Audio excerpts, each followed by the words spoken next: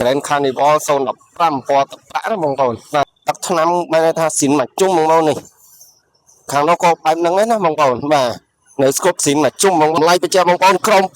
2000010000ក្រាស់បងប្អូនក្រោម20000 10000ក្រាស់តម្លៃបងប្អូនអាចមកមើលផ្ទាល់បានគ្រប់ជំរាបសួរពុកម៉ែបងប្អូនអរគ្នាបាទថ្ងៃនេះសូមធ្វើការ review វីដេអូខ្លីៗសម្រាប់ឲ្យបងប្អូនមើលកំសាន្តបាទពេលល្ងាច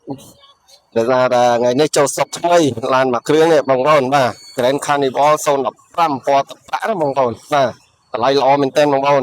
ថ្ងៃនេះចង់មកអួតតម្លៃបើសម្រាប់ option ដូចតាគេដូចតែឯងបងប្អូនបាទអូតូ2សន្លឹកក្នុងប្រភេទបាទបងប្អូនអាចមើលខាងក្រៅសិន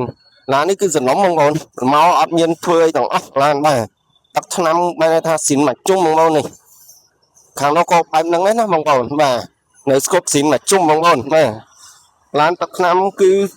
ចម្លៃបញ្ជាបងប្អូនក្រោម20000 10000ក្រាស់បងប្អូនក្រោម20000 10000ក្រាស់តម្លៃ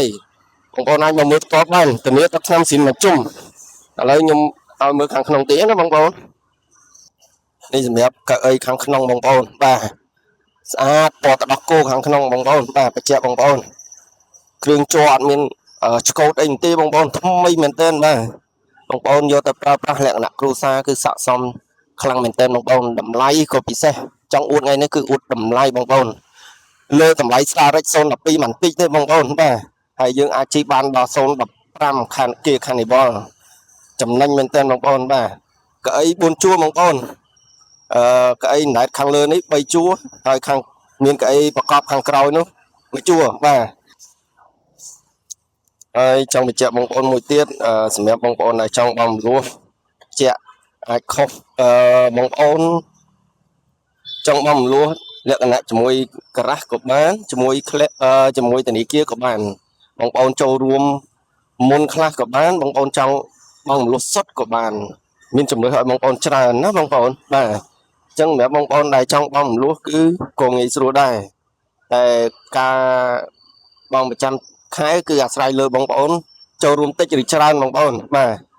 បើបងប្អូនចង់ដឹងព័ត៌មានលម្អិតយ៉ាងណាបងប្អូនអាចតាក់ទង call direct មកលេខទូរស័ព្ទខ្ញុំនៅ caption ខាងលើក៏បានឬក៏បងប្អូនអាចឆាតចូល page សួរនាំព័ត៌មានលម្អិតក៏បានបាទឥឡូវឡានយើងអត់មានអីទៀតទេបងប្អូនតែប៉ុណ្្នឹងទេអ្វីដែលពិសេសសម្រាប់ឡានមួយគ្រឿងនេះគឺឡានទឹកថ្នាំស៊ីនមកជុំហើយនឹងតម្លៃ